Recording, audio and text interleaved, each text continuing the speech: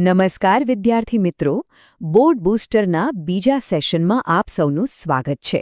બોર્ડની પરીક્ષા હવે નજીક જ છે અને આપણે વિજ્ઞાનમાં જોરદાર સ્કોર કરવાનો છે, બરાબર ને? તો ચાલો આ સેશનમાં આપણે એવા જ કેટલાક મહત્વના પ્રશ્નો પર નજર કરીશું જે તમને પરીક્ષામાં સારા માર્ક્સ મેળવવામાં ચોક્કસપણે મદદ કરશે. ચાલો શરૂ કરીએ. સારા માર્ક્સ માટેની એક જોરદાર ટીપ આપું. એને કહેવાય એક્ટિવ રિકોલ.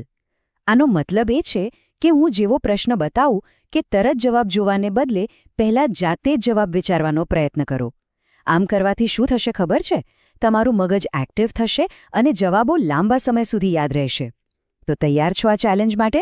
ચાલો દરેક પ્રશ્નનો સામનો કરીએ. આ રહ્યો આપણો પહેલો સવાલ.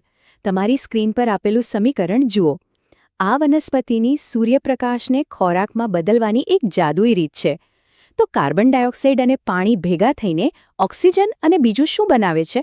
શું એ C2H5OH છે, બી C6H12O6, સી CH4 કે પછી ડી CH3COOH? વિચારો જોઈએ. વાહ!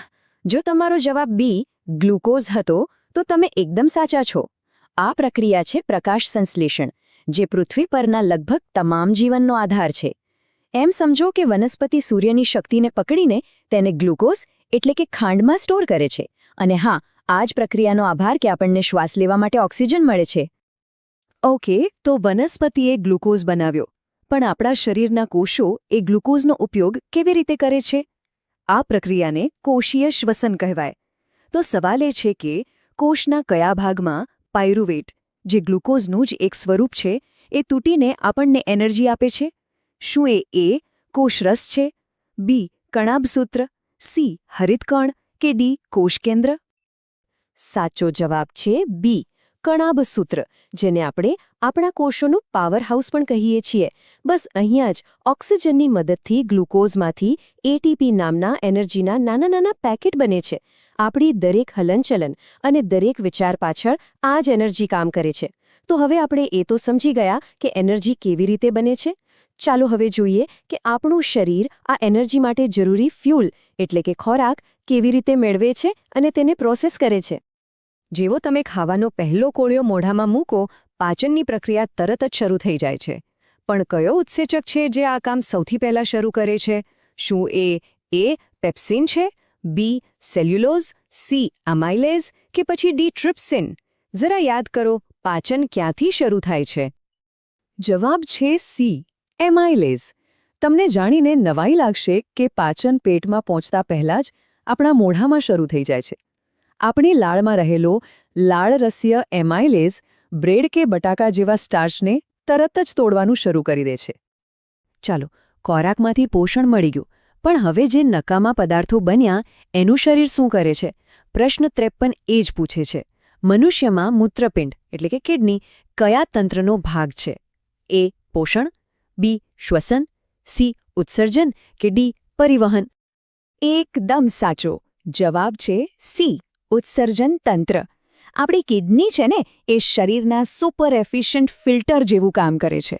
એ લોહીમાંથી બધો કચરો ગાળીને બહાર કાઢે છે અને આપણા શરીરને એકદમ સાફ અને હેલ્ધી રાખે છે. યાદ છે આપણે વાત કરી કે કોષોને એનર્જી માટે ઓક્સિજન જોઈએ છે. તો આપણું શરીર આ જરૂરી ઓક્સિજન મેળવે છે ક્યાંથી? પ્રશ્ન 56 આ જ છે. આપણા ફેફસા કયા તંત્રનો ભાગ છે? એ પોષણ, બી પરિવહન, સી ઉત્સર્જન કે ડી શ્વસન? અને સાચો જવાબ છે ડી શ્વસન તંત્ર. આપણા ફેફસા એક જબરદસ્ત અદલાબદલી કરે છે. જીવન માટે જરૂરી ઓક્સિજન અંદર લે છે અને કોષીય શ્વસનનો કચરો એટલે કે કાર્બન ડાયોક્સાઇડ બહાર કાઢે છે. અને મજાની વાત તો જુઓ, જે આપણા માટે કચરો છે એ જ કાર્બન ડાયોક્સાઇડ વનસ્પતિ માટે જીવન છે. તો ચાલો હવે પ્રાણીઓથી વનસ્પતિ જગત તરફ ફરીએ અને જોઈએ કે તેઓ કેવી રીતે જીવે છે. પ્રશ્ન 55 વનસ્પતિને પોતાનો ખોરાક જાતે બનાવવા માટે એટલે કે સ્વયંપોષી પોષણ માટે શું જરૂરી છે? ઓપ્શન્સ છે એ કાર્બન ડાયોક્સાઇડ અને પાણી, બી ક્લોરોફિલ, સી સૂર્યપ્રકાશ કે પછી ડી ઉપરના બધા જ? બિલકુલ સાચું જવાબ છે ડી ઉપરોક્ત તમામ. વનસ્પતિ એક માસ્ટર શેફ જેવી છે. એ સૂર્યપ્રકાશને ઊર્જા, ક્લોરોફિલને રસોઈનું વાસણ અને કાર્બન ડાયોક્સાઇડ અને પાણીને સામગ્રી તરીકે વાપરીને પોતાનું ભોજન જાતે જ તૈયાર કરી લે છે. ઓકે, વનસ્પતિએ મૂળ દ્વારા પાણી તો શોષી લીધું, પણ એ છેક ઉપરના પાંદડા સુધી પહોંચે છે કેવી રીતે? પ્રશ્ન 57. વનસ્પતિમાં જલવાહક પેશી શેના વહન માટે જવાબદાર છે? એ ખોરાક, બી પાણી, સી એમિનો એસિડ કે ડી ઓક્સિજન? સાચો જવાબ છે બી પાણીનું વહન. આ જલવાહક પેશી છે ને એ વનસ્પતિની અંદરની પ્લમ્બિંગ સિસ્ટમ છે. એક એવી પાઇપલાઇન જે મૂળમાંથી પાણી અને ખનિજ તત્વોને છેક ટોચ સુધી પહોંચાડે છે. આપણે જાણીએ છીએ કે હોર્મોન્સ આપણા શરીરને કંટ્રોલ કરે છે, પણ શું તમે જાણો છો કે વનસ્પતિના પણ પોતાના કેમિકલ મેસેન્જર હોય છે? તો આમાંથી કયો એક વનસ્પતિ હોર્મોન છે? એ ઇન્સ્યુલિન, બી થાઇરોક્સિન, સી ઇસ્ટ્રોજન કે ડી સાઇટોકાઇનિન? સાચો જવાબ છે ડી સાઇટોકાઇનિન, કારણ કે બાકીના 3 તો આપણા જેવા પ્રાણીઓના હોર્મોન્સ છે, જ્યારે સાઇટોકાઇનિન વનસ્પતિને કોષ વિભાજનનો સંકેત આપીને કહે છે કે ચાલો હવે મોટા થવાનો સમય થઈ ગયો. આ સંકેત અને પ્રતિક્રિયાનો આખો આઈડિયા બહુ જ રસપ્રદ છે. તો ચાલો આપણા છેલ્લા સેક્શનમાં જોઈએ કે સજીવો, પછી એ વનસ્પતિ હોય કે મનુષ્ય, પોતાની આસપાસની દુનિયાને કેવી રીતે અનુભવે છે અને તેના પર કેવો પ્રતિભાવ આપે છે. પ્રશ્ન 59. નીચેનામાંથી કઈ રચના સ્પર્શ પ્રત્યે સંવેદનશીલ નથી? મતલબ કે કોને અડવાથી કોઈ પ્રતિક્રિયા નથી મળતી? એ મનુષ્યની ચામડી, બી વટાણાના સૂત્રો, સી લજામણીના પર્ણ કે પછી ડી સૂર્યમુખીનું ફૂલ? સાચો જવાબ છે ડી સૂર્યમુખીનું પુષ્પ. કેમ? કારણ કે લજામણીનો છોડ તો સ્પર્શ કરતાં જ સંકોચાઈ જાય છે, પણ સૂર્યમુખી સ્પર્શથી નહીં, પ્રકાશથી પ્રતિક્રિયા આપે છે. એ તો સૂરજની પાછળ પાછળ ફરે છે, જેને પ્રકાશાનુવર્તન કહેવાય છે. અને હવે આપણી સફરનો છેલ્લો અને સૌથી અગત્યનો પડાવ, આપણું કમાન્ડ સેન્ટર, માનવ મગજ. આ સવાલ થોડો ટ્રિકી છે. અગ્રમગજ એટલે કે આપણા મગજનો સૌથી મોટો ભાગ, તેના માટે આમાંથી કયું વિધાન ખોટું છે? એ તે સંવેદનાઓ મેળવે છે, બી તે યાદો સંગ્રહે છે, સી તે આપણી હલનચલન નિયંત્રિત કરે છે કે ડી તે શરીરનું સંતુલન જાળવે છે? અહીંયા ખોટું વિધાન છે ડી. જો કે અગ્રમગજ વિચારવા, યાદ રાખવા અને હલનચલન જેવા મોટા મોટા કામો કરે છે, પરંતુ શરીરનું બેલેન્સ જાળવવાનું નાજુક કામ તો પશ્ચ મગજમાં આવેલું અનુમસ્તિષ્ક કરે છે. અહીં કેટલીક ગ્રંથિઓ આપી છે: સ્વાદુપિંડ, એડ્રિનલ, થાઇરોઇડ, શુક્રપિંડ અને પિટ્યુટરી. આમાંથી એવી કેટલી ગ્રંથિઓ છે જે જોડમાં નથી હોતી? તમારા ઓપ્શન્સ છે A2, B3, C4 કે D5. શું લાગે છે? જરા વિચારો. અને સાચો જવાબ છે B3. જુઓ, અહીં બતાવ્યા પ્રમાણે એડ્રિનલ અને શુક્રપિંડ જેવી ગ્રંથિઓ જોડમાં હોય છે, મતલબ કે 2 હોય છે, પણ સ્વાદુપિંડ, થાઇરોઇડ અને પિટ્યુટરી એ બધી એકલી જ હોય છે. એટલે કુલ 3 ગ્રંથિઓ એવી છે જે જોડમાં નથી. ચાલો હવે આગળના સવાલ પર જઈએ. પ્રશ્ન 62. ગોઈટર નામનો રોગ કઈ ગ્રંથિના કામમાં ગડબડ થાય તો થાય છે? ઓપ્શન્સ છે A pituitary, B parathyroid, C thyroid કે પછી ડી સ્વાદુપિંડ?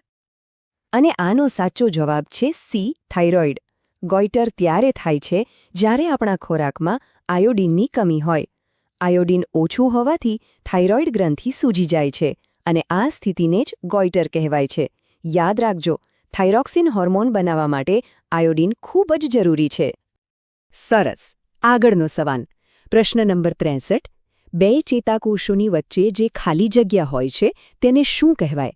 તમારા વિકલ્પો છે A શિખાતંતુ, બી ચેતોપાગમ કે સી અક્ષતંતુ? બરાબર. સાચો જવાબ છે બી ચેતોપાગમ, જેને અંગ્રેજીમાં સિનેપ્સ કહે છે. આ 2 ચેતાકોષો વચ્ચેની એકદમ સૂક્ષ્મ જગ્યા છે. અહીં જ વિદ્યુત સંકેતો રાસાયણિક સંકેતોમાં બદલાય છે, જેથી માહિતી એક કોષમાંથી બીજા કોષ સુધી સરળતાથી પહોંચી શકે. હવે ચાલો મગજ વિશે એક સવાલ જોઈએ. પ્રશ્ન 64 છે: હાઇપોથેલેમસ એ કોનો ભાગ છે? શું એ અગ્રમગજનો ભાગ છે, બ કરોડરજ્જુનો, સ સ્નાયુપેશીનો કે ડ અનુમસ્તિષ્કનો. અને સાચો જવાબ છે એ અગ્રમગજ. હા, હાઇપોથેલેમસ એ આપણા અગ્રમગજનો જ એક બહુ મહત્વનો ભાગ છે. એ ભૂખ, તરસ અને શરીરના તાપમાન જેવી ઘણી બધી ક્રિયાઓનું નિયમન કરે છે. એટલું જ નહીં, એ પિટ્યુટરી ગ્રંથિને પણ કંટ્રોલ કરે છે. પ્રશ્ન 65. ક્યારેક શરીરનો દેખાવ ગોરીલા જેવો થઈ જાય છે, એવું કયા હોર્મોનના વધુ પડતા સ્ત્રાવને કારણે થાય છે?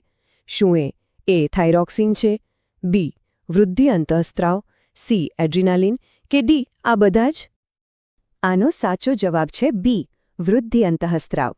જો બાળપણમાં આ હોર્મોન જરૂર કરતાં વધુ ઉત્પન્ન થાય તો શરીરનો વિકાસ અસાધારણ રીતે વધી જાય છે. આ સ્થિતિને ગિગાન્ટિઝમ કહે છે અને એના કારણે વ્યક્તિનો દેખાવ ગોરિલા જેવો લાગી શકે છે. ચાલો ફરીથી આપણા શરીરના કમાન્ડ સેન્ટર એટલે કે મગજ પર પાછા ફરીએ. પ્રશ્ન 66. આપણું મગજ શેના માટે જવાબદાર છે? એ વિચારવા માટે, બી હૃદયના ધબકારા માટે, સી શરીરનું સંતુલન જાળવવા માટે કે પછી ડી આ બધા જ માટે? એકદમ સાચું. જવાબ છે ડી આપેલ તમામ. આપણું મગજ આ બધા જ કામ કરે છે. જેમ કે અગ્રમગજ વિચારવાનું કામ કરે છે, લંબમજ્જા હૃદયના ધબકારા જેવી ક્રિયાઓ સંભાળે છે અને અનુમસ્તિષ્ક શરીરનું બેલેન્સ જાળવવામાં મદદ કરે છે. હવે એક હોર્મોન સંબંધિત સવાલ. પ્રશ્ન 67. રિલીઝિંગ હોર્મોનનું સ્ત્રાવ કોણ કરે છે? એ પિટ્યુટરી ગ્રંથિ, બી હાઇપોથેલેમસ, સી સ્વયંવર્તી ચેતાતંત્ર કે ડી થાઇરોઇડ ગ્રંથિ? અને સાચો જવાબ છે બી હાઇપોથેલેમસ. જેમ કે તમે આ ફ્લોચાર્ટમાં જોઈ શકો છો, હાઇપોથેલેમસ રિલીઝિંગ હોર્મોન્સનો સ્ત્રાવ કરે છે. આ હોર્મોન્સ પછી પિટ્યુટરી ગ્રંથિને એના પોતાના અંતઃસ્ત્રાવો મુક્ત કરવા માટે ઉત્તેજિત કરે છે.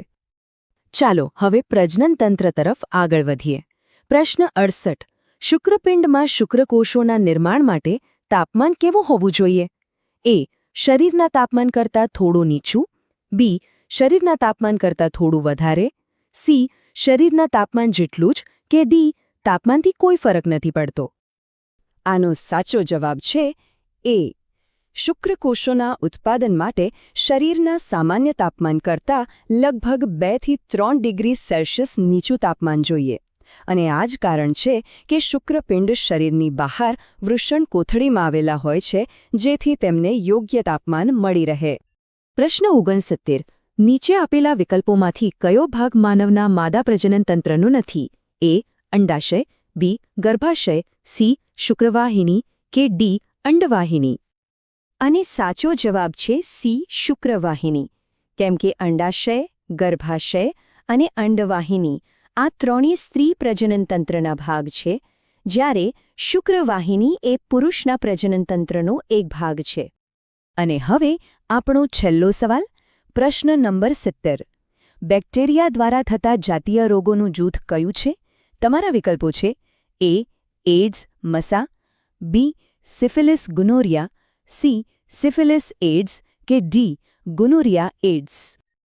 આનો સાચો જવાબ છે બી સિફિલિસ ગોનોરિયા. જેમ તમે આ ચાર્ટમાં જોઈ શકો છો, સિફિલિસ અને ગોનોરિયા એ બેક્ટેરિયાથી થતા રોગો છે, જ્યારે એડ્સ અને મસા જેવા રોગો વાયરસને કારણે થાય છે. પ્રશ્ન છે કે કયા સજીવમાં અલિંગી પ્રજનન કલિકા સર્જન દ્વારા થાય છે? તમારા ઓપ્શન્સ છે અમીબા, યીસ્ટ, પ્લાઝ્મોડિયમ અને લેશમાનિયા. વિચારો, શું લાગે છે કયો જવાબ સાચો હોઈ શકે? અને સાચો જવાબ છે ઓપ્શન બી યીસ્ટ. યાદ રાખજો, યીસ્ટમાં બડિંગ એટલે કે કલિકા સર્જન થાય છે. આમાં કેવો હોય, પિતૃકોષ પર એક નાનકડી કળી જેવું ઉગે, એ ધીમે ધીમે મોટી થાય અને પછી એક નવો સજીવ બનીને અલગ પડી જાય છે. સિમ્પલ છે. Okay, next question. પ્રશ્ન નંબર 72. નીચે આપેલામાંથી કયો ભાગ માનવ માદા પ્રજનનતંત્રનો નથી? ઓપ્શન્સને ધ્યાનથી જોજો. અંડાશય, ગર્ભાશય, શુક્રવાહિકા કે પછી અંડવાહિની? જો તમે વિચાર્યું હોય ઓપ્શન સી શુક્રવાહિકા, તો તમારો જવાબ એકદમ સાચો છે. કેમ કે અંડાશય, ગર્ભાશય અને અંડવાહિની આ ત્રણેય માદા પ્રજનનતંત્રના ભાગ છે, જ્યારે શુક્રવાહિકા તો નર પ્રજનનતંત્રનો ભાગ છે. આ તફાવત બરાબર યાદ રાખજો. ચાલો પ્રશ્ન 73 પર આવીએ. સવાલ છે કે પરાગાશયના શું હોય છે? શું એમાં વજ્રપત્ર હોય, અંડાશય, સ્ત્રીકેસર કે પછી પરાગરજ? વિચારો, ફૂલની રચનાને યાદ કરો. અને સાચો જવાબ છે ઓપ્શન ડી, પરાગરજ. એકદમ સીધું છે. પુંકેસરનો જે ઉપરનો ભાગ હોય છે એને પરાગાશય કહેવાય છે અને એની અંદર જ પરાગરજ બને છે. આ પરાગરજ જ વનસ્પતિના પ્રજનન માટે ખૂબ જ જરૂરી છે. ઓકે, પ્રશ્ન 74. જો આ પ્રશ્ન થોડું રિપીટ જેવો લાગશે, પણ એક કોન્સેપ્ટને પાકું કરવા માટે જ છે. ફરીથી, નીચે આપેલામાંથી કયો ભાગ માનવના માદા પ્રજનન તંત્રનો નથી? અને હા, ફરીથી એ જ સાચો જવાબ છે ઓપ્શન ડી, શુક્રવાહિકા.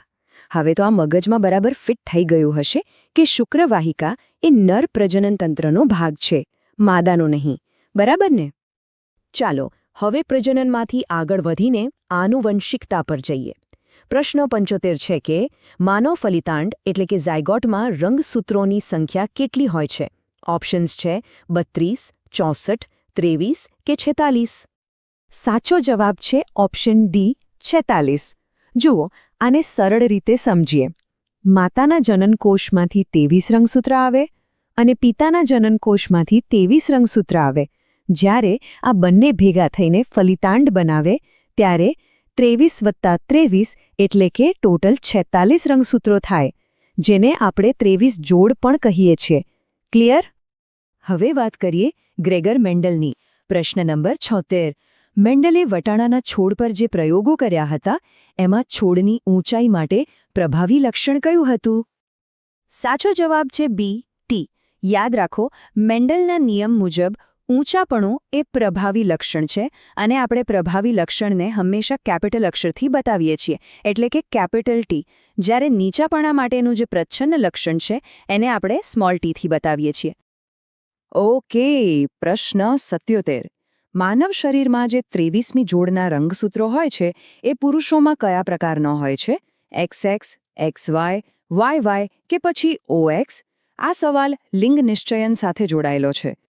અને સાચો જવાબ છે બી, XY. આ બહુ જ સિમ્પલ છે. સ્ત્રીઓમાં 23મી જોડ XX હોય છે અને પુરુષોમાં એ XY હોય છે. બસ આટલું જ યાદ રાખવાનું છે. ઓકે, હવે થોડું અઘરું લાગી શકે પણ ધ્યાન આપજો. સવાલ દ્વિસંકરણ પ્રયોગ વિશે છે.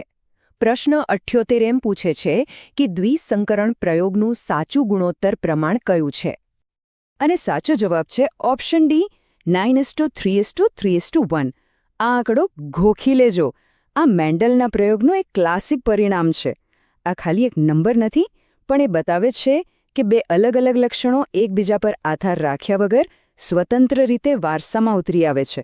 બસ આ જ તો મુક્ત વિશ્લેષણનો નિયમ છે. તો સવાલ એ છે કે વસ્તુને ક્યાં મૂકી હશે? અને સાચો જવાબ છે ડી, અરીસાના ધ્રુવ અને મુખ્ય કેન્દ્રની વચ્ચે. અંતર્ગોળ અરીસાનો આ એક ખાસ કેસ છે. જ્યારે પણ વસ્તુને એકદમ નજીક એટલે કે ધ્રુવ પી અને મુખ્ય કેન્દ્ર એફની વચ્ચે મૂકો ત્યારે જ તમને આભાસી, ચત્તુ અને મોટું પ્રતિબિંબ મળે છે. આનો ઉપયોગ ક્યાં થાય ખબર છે? શેવિંગ મિરરમાં. અને ડેન્ટિસ્ટ પણ આ જ અરીસો વાપરે છે. ચાલો હવે આ સેશનના છેલ્લા પ્રશ્ન પર આવી જઈએ. પ્રશ્ન નંબર 80. તમને એક આકૃતિ આપી છે જેમાં એક વસ્તુને બહિર્ગોળ લેન્સની સામે 2f1 અને f1ની વચ્ચે મૂકવામાં આવી છે. તો એનું પ્રતિબિંબ ક્યાં રચાશે? આનો સાચો જવાબ છે ઓપ્શન એ, 2f2થી દૂર. આ નિયમ યાદ રાખજો કે જ્યારે પણ વસ્તુ f1 અને 2f1ની વચ્ચે હોય તો એનું પ્રતિબિંબ હંમેશા 2f2થી દૂર મળે છે. અને આ પ્રતિબિંબ કેવું હશે? વાસ્તવિક, ઉલટું અને વસ્તુ કરતાં મોટું. ચાલો આપણો પહેલો સવાલ જોઈએ. જરા કલ્પના કરો કે એક એવો અરીસો છે કે જેની સામે તમે ગમે તેટલા નજીક કે દૂર ઊભા રહો, તમારું પ્રતિબિંબ હંમેશા સીધું એટલે કે ચત્તુ જ દેખાય છે. તો એ કયો અરીસો હોઈ શકે? શું એ સમતલ છે, અંતર્ગોળ છે, બહિર્ગોળ છે કે પછી સમતલ અને બહિર્ગોળ બંને હોઈ શકે? જરા વિચારો તો. અને સાચો જવાબ છે ડી, સમતલ અથવા બહિર્ગોળ. આ યાદ રાખવું ખૂબ જ સહેલું છે. જુઓ, આપણા ઘરમાં જે સાદો અરીસો હોય છે ને, એટલે કે સમતલ અરીસો, એમાં આપણે હંમેશા સીધા જ દેખાઈએ છીએ અને ગાડીના જે સાઇડ મિરર હોય છે, જે બહિર્ગોળ હોય છે, એમાં પણ પાછળથી આવતી ગાડીઓ સીધી જ દેખાય છે, ભલે ને નાની દેખાતી હોય. તો બસ આ બંને અરીસા હંમેશા ચત્તુ પ્રતિબિંબ જ આપે છે. સરસ. ચાલો હવે સમતલ અરીસા વિશે થોડું વધારે ઊંડાણપૂર્વક વિચારીએ. એની કેન્દ્ર લંબાઈ એટલે કે ફોકલ લેન્થ કેટલી હોય છે? શું એ 0 હોય, અનંત હોય કે પછી કંઈક બીજું? સાચો જવાબ છે બી, અનંત. હવે આ સાંભળવામાં થોડું વિચિત્ર લાગી શકે, પણ એની પાછળનો તર્ક એકદમ સિમ્પલ છે. વિજ્ઞાનની દૃષ્ટિએ સમતલ અરીસાને એક ખૂબ જ મોટા, અનંત મોટા ગોળાનો એક નાનકડો ભાગ માનવામાં આવે છે. હવે જો એની ત્રિજ્યા જ અનંત હોય તો એની કેન્દ્ર લંબાઈ પણ અનંત જ થવાની, ખરું ને? ચાલો હવે થોડું ગણિત થઈ જાય. માની લો કે કોઈ વ્યક્તિ એક સમતલ અરીસાથી 40 સેન્ટીમીટર દૂર ઊભી છે, તો એ વ્યક્તિ અને એના પ્રતિબિંબ વચ્ચેનું કુલ અંતર કેટલું હશે? આ એકદમ સહેલી ગણતરી છે, જરા પ્રયત્ન કરી જુઓ. જવાબ છે બી, 80 સેન્ટીમીટર. અહીં બસ એક જ નિયમ યાદ રાખવાનો છે. સમતલ અરીસામાં વસ્તુ અરીસાથી જેટલી આગળ હોય એનું પ્રતિબિંબ અરીસાની એટલું જ પાછળ બને. તો 40 સેન્ટીમીટર વસ્તુનું અંતર વત્તા 40 સેન્ટીમીટર પ્રતિબિંબનું અંતર, એટલે કુલ થયા 80 સેન્ટીમીટર. સિમ્પલ. ચાલો એક નાનકડી રિવિઝન ટેસ્ટ જોઈએ કે પહેલો સવાલ કેટલો યાદ છે. ફરીથી એ જ પ્રશ્ન, કારણ કે આ કોન્સેપ્ટ ખૂબ જ મહત્વનો છે. કયો અરીસો હંમેશા ચત્તુ પ્રતિબિંબ આપે છે? આ વખતે તો જવાબ તરત જ આવડી જવો જોઈએ. એકદમ સાચું. ફરીથી જવાબ છે ડી, સમતલ અથવા બહિર્ગોળ. આ વાત મગજમાં બરાબર ફિટ કરી લેજો. બંને ચત્તુ પ્રતિબિંબ આપે છે, પણ એક નાનો તફાવત છે. સમતલ અરીસામાં પ્રતિબિંબ વસ્તુના કદનું જ હોય છે, જ્યારે બહિર્ગોળ અરીસામાં એ હંમેશા વસ્તુ કરતાં નાનું દેખાય છે. ખૂબ સરસ. પ્રશ્ન 82 છે કે લેન્સ બનાવવા માટે નીચેનામાંથી કયા પદાર્થનો ઉપયોગ ન કરી શકાય? વિકલ્પો છે એ પાણી, બી કાચ, સી પ્લાસ્ટિક અને ડી ક્લે એટલે કે માટી. સાચો જવાબ છે ડી, માટી. અને આનું કારણ તો એકદમ સીધું અને સરળ છે. લેન્સનું કામ પ્રકાશને પોતાની આરપાર પસાર થવા દઈને તેને વાળવાનું છે. પાણી, કાચ અને પ્લાસ્ટિક આ બધા પારદર્શક છે, પણ માટી એ તો અપારદર્શક છે. તેમાંથી પ્રકાશ પસાર જ ન થઈ શકે, તો પછી લેન્સ કેવી રીતે બને? હવે એક પ્રેક્ટિકલ સવાલ. ધારો કે તમારે ડિક્શનરીના ખૂબ જ ઝીણા અક્ષરો વાંચવા છે, તો તમે કેવા પ્રકારના લેન્સનો ઉપયોગ કરશો? અહીં લેન્સનો પ્રકાર અને તેની કેન્દ્ર લંબાઈ બંને પર ધ્યાન આપજો. અને સાચો જવાબ છે સી, 5 સેન્ટીમીટર કેન્દ્ર લંબાઈનો બહિર્ગોળ લેન્સ. 2 વાત યાદ રાખજો. પહેલું, નાના અક્ષરોને મોટા કરવા માટે બહિર્ગોળ લેન્સ એટલે કે આપણો મેગ્નિફાઇંગ ગ્લાસ વપરાય છે. અને બીજું, લેન્સનો પાવર તેની કેન્દ્ર લંબાઈ પર આધાર રાખે છે. જેટલી કેન્દ્ર લંબાઈ ઓછી તેટલો લેન્સ વધુ શક્તિશાળી. એટલે જ 50 સેન્ટીમીટર કરતાં 5 સેન્ટીમીટરવાળો લેન્સ વધુ પાવરફુલ ગણાય. ઓકે, આ થોડો ટ્રિકી સવાલ છે, એટલે ધ્યાનથી વિચારજો. બહિર્ગોળ લેન્સ વડે આમાંથી કેવું પ્રતિબિંબ ક્યારે મેળવી શકાતું નથી? એ, આભાસી અને નાનું, બી, આભાસી અને મોટું, સી, વાસ્તવિક અને નાનો, કે ડી, વાસ્તવિક અને મોટું? સાચો જવાબ છે એ, આભાસી અને નાનું. આ ખાસ યાદ રાખજો, બહિર્ગોળ લેન્સ આભાસી પ્રતિબિંબ બનાવી શકે છે, પણ એ હંમેશા મોટું હોય છે, જેમ કે મેગ્નિફાઇંગ ગ્લાસમાં દેખાય છે.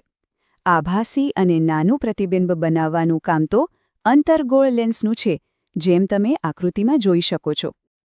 ચલો ફરીથી એ જ વિષય પર આવીએ, પણ આ વખતે વિકલ્પો થોડા અલગ છે.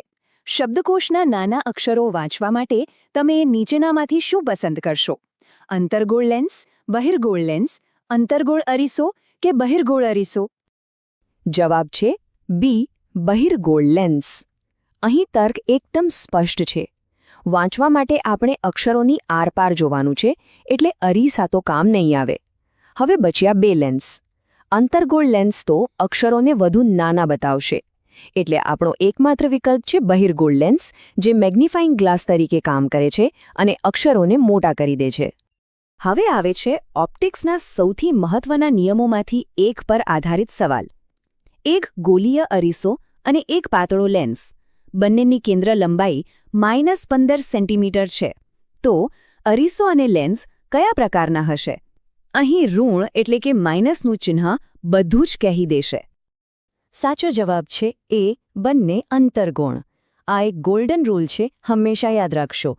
ઓપ્ટિક્સમાં જો કેન્દ્ર લંબાઈ ઋણ એટલે કે નેગેટિવ હોય તો તે હંમેશા અંતર્ગોળ ઉપકરણ જ હોય, પછી ભલે તે અરીસો હોય કે લેન્સ.